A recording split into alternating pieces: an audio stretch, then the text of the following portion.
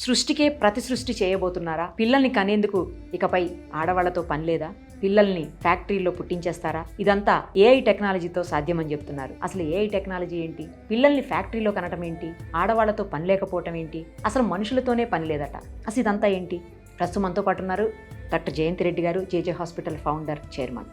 మేడంతో మాట్లాడి అన్ని విషయాలు తెలుసుకుందాం. నమస్తే అండి. నమస్తే.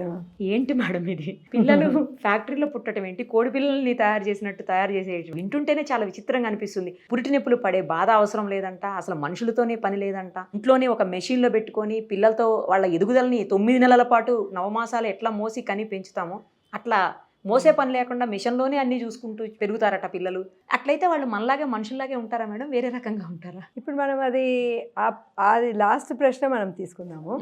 ఈ ఫస్ట్ ఆర్టిఫిషియల్ IVF అవన్నీ వచ్చింది, ART. Yes ma'am. ART అంటే అసిస్టెడ్ రిప్రొడక్టివ్ టెక్నాలజీ. ఈ ART వచ్చినప్పుడు ఫస్ట్ వచ్చిన ప్రశ్న అదే అందరి మైండ్లోకి. ఇప్పుడు ART ద్వారా పుట్టిన పిల్లలు ఎలా ఉంటారు? వాళ్ళు మనలాగే ఉంటారా? వాళ్ళలో ఏమైనా మార్పు ఉంటుందా? వాళ్ళకి రిప్రొడక్షన్ సరిగా ఉంటుందా?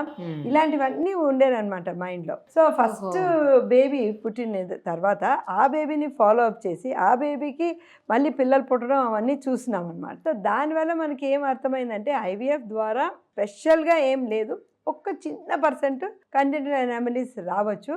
అది అంతకంటే ఏం మార్పు లేదు. యాజ్ సచ్ IVF ద్వారా పుట్టిన పిల్లలైనా IUI ద్వారా పుట్టిన పిల్లలైనా ఆల్మోస్ట్ సేమే ఉంటారు. ఇట్ ఈస్ సేమ్, ఎక్సెప్ట్ వాళ్ళకి ఆ ప్రెగ్నెన్సీలో కొంచెం 1% కంజెనిటల్ అనామలీస్ ఏమైనా ఎక్కువ ఉండొచ్చు అంతే. So that is the first thing. ఇప్పుడు సెకండ్ థింగ్ ఏంటంటే మన టెక్నాలజీ అనేది మన చేతులు దాటిపోయింది. ఇప్పుడు మనకి ఈ మైక్రోవేవ్స్ వచ్చేసినాయి. అంటే మనం వెనక్కి వెళ్ళి చూస్తే అది చూలా పొయ్యిలు అవన్నీ ఉండే కదా, కట్టెల పొయ్యిలు ఉండే. అవును. ఇప్పుడు మనము ఈ టెక్నాలజీని ఆపగలిగినామా? You have to go forward. So ఒక్క స్టెప్ నుంచి ఒక స్టెప్ తర్వాత ఇట్లా డైలింగ్ ఫోన్స్ ఉండే, ఇప్పుడు మనకి వచ్చింది సెల్ ఫోన్స్.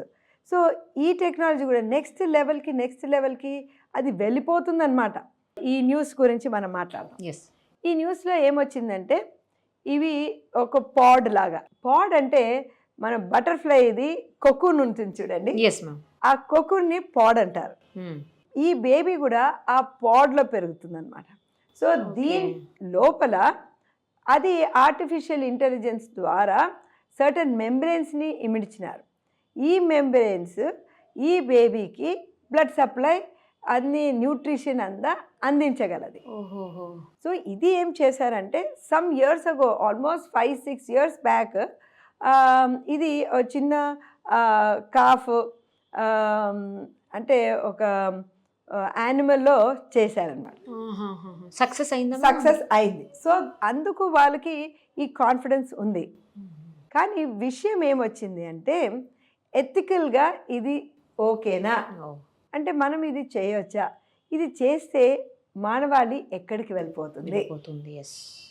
అలాగా ఆలోచిస్తూ ఉంటే ఇది స్టార్ ట్రెక్ లాగా వెళ్ళిపోతుందా? ఇప్పుడు స్టార్ ట్రెక్ మూవీస్ మనం చూసామనుకోండి, ఎన్నో రోబోస్ లాగా.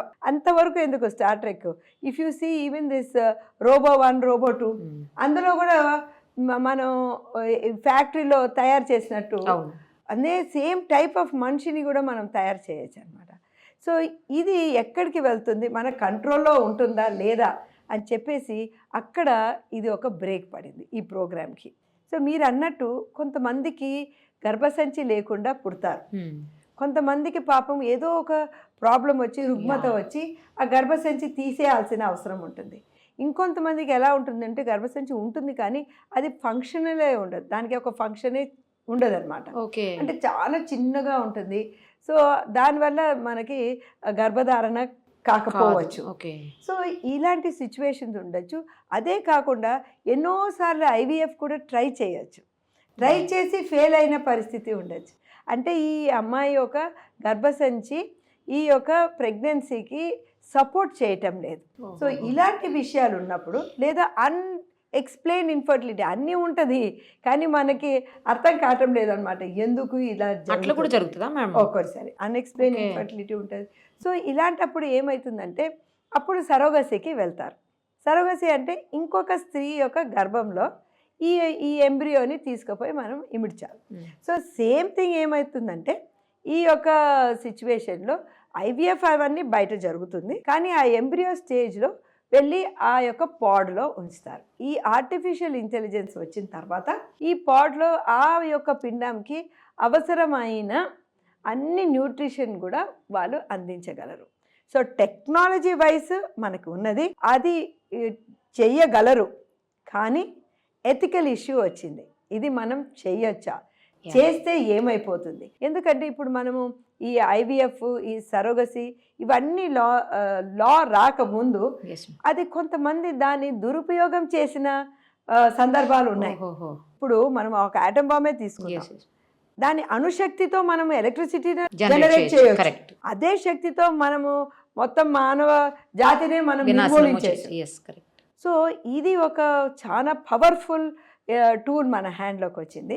సో అక్కడ దీనికి ఎథికల్ కన్సెంట్, దానికి అప్రూవల్ ఇంకా రాలేదు. ఇవన్నీ కూడా ప్రతి దేశంలో ప్రతి ఫర్టిలిటీ సంస్థలు ఉంటాయన్నమాట. అన్నిట్లో చర్చలు జరుగుతుంది, ఇది చెయ్యాలా, దీనికి అప్రూవల్ ఇవ్వాలా లేదా అని. ఇంకొన్ని సంవత్సరాలు పడుతుంది, కొన్ని సంవత్సరాలు పట్టచ్చు, కొన్ని నెలలు పట్టచ్చు, వాట్ ఎవర్ ఇట్ ఈస్.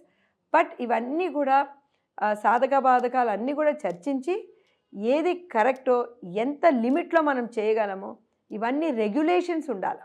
ఇప్పుడు ఐవీఎఫ్ ఫర్ ఎగ్జాంపుల్ మనం అనుకున్నాం అనుకోండి, మనం కావాలని చెప్పి ఒక 4-5 ఎంబ్రియోస్ యూట్రస్లో పెట్టలేం. సో అది డేంజర్ అవుతుంది. సో సక్సెస్ రేట్ పెరగచ్చు, కానీ 4 పిల్లలు కడుపులో పెరిగారనుకోండి, సక్సెస్ రేట్ తక్కువ అవుతుంది.